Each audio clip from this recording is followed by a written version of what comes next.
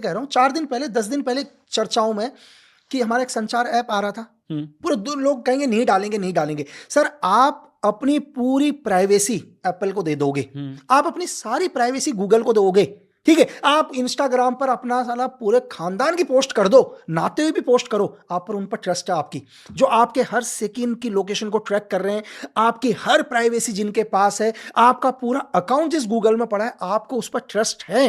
आपको भारत के एक ऐप पर ट्रस्ट नहीं है जैसे ही आता है। कभी साइकोलॉजी को समझो सर, इन लोगों को ट्रस्ट है, पूरे हिंदुस्तान को ट्रस्ट है, लेकिन उनमें भ्रम डाला जाता है। मेरी बात समझ रहे हैं आप?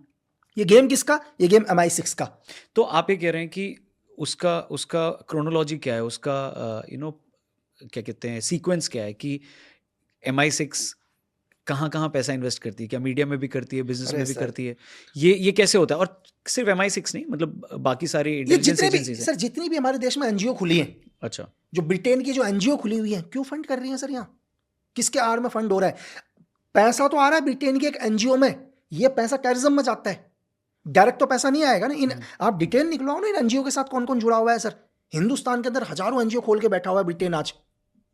अरे तुम भलाई चाहते हो, अपने देश में भलाई करो ना।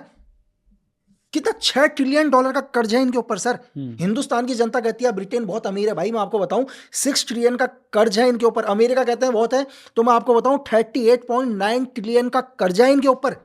क्यों रशिया वॉर चल रहा है, कभी सोचने की कोशिश करी है? क्योंकि रशिया के ऊपर 1 ट्रिलियन का भी कर्जा नहीं है, $379 बिलियन का ही कर्जा है इनके ऊपर, $मिलियन का। ठीक है। तो जो रशियन इंटेलिजेंस एजेंसी है वो इंडिया को सपोर्ट करती है या वो भी थोड़ा बहुत? सर देखो, इंटरनेशनल पॉलिटिक्स में मैं आपको एक चीज क्लियर कर दूं, यहां कोई परमानेंट दोस्त नहीं है, परमानेंट दुश्मन भी नहीं है।